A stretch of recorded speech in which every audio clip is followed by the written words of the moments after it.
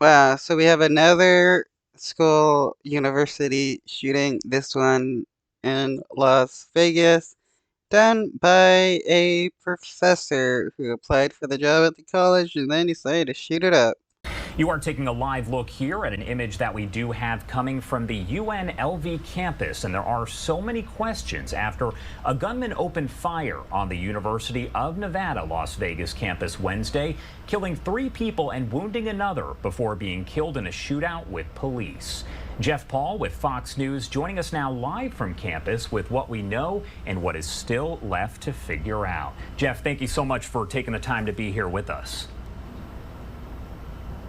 You got it, Josh. And yeah, we're slowly starting to see people come back to campus and pick up their vehicles that they had to leave behind as they were evacuated shortly after those shots started ringing out here at the campus of UNLV. One thing they won't be doing, though, today is going back to any sort of classes or lectures or attending any kind of school activities. Those will be canceled over the next couple days as police continue to comb through evidence and look into what exactly happened here on the campus and what led up to this shooting. Now, as far as a motive, I know if it was me, I'd probably be taking a week or two break from school in order to, recover from such incidences as shooting at my school if I was, anywhere on campus.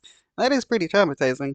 investigators haven't been talking about that as of yet, but we do understand that the shooter was reportedly a 67-year-old man who had applied for a job at UNLV but did not get hired.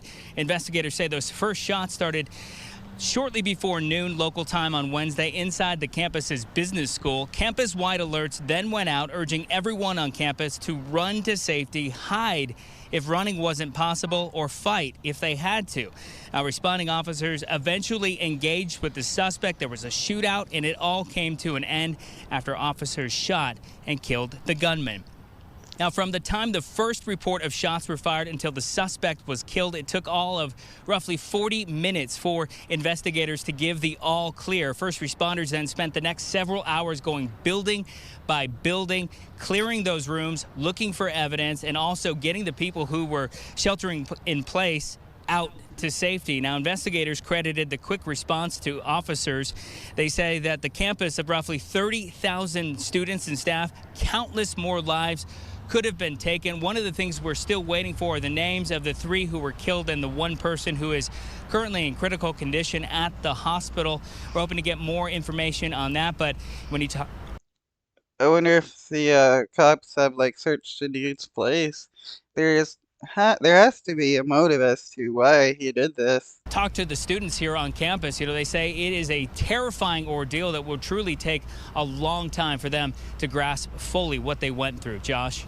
I can't even begin to imagine. We did hear from some of those witnesses just yesterday as they were leaving campus. Have police said if they do plan to hold another news conference today? We know that they held several yesterday, and as you mentioned, the name of the suspect, the name of the victims, not released yet. Do we know if and when a news conference will be held today? Yeah, we don't know a specific time, but just judging by how many updates they gave us yesterday and how quickly they did that, we're expecting hopefully a different update today at some point. But again, this is a really, really big campus.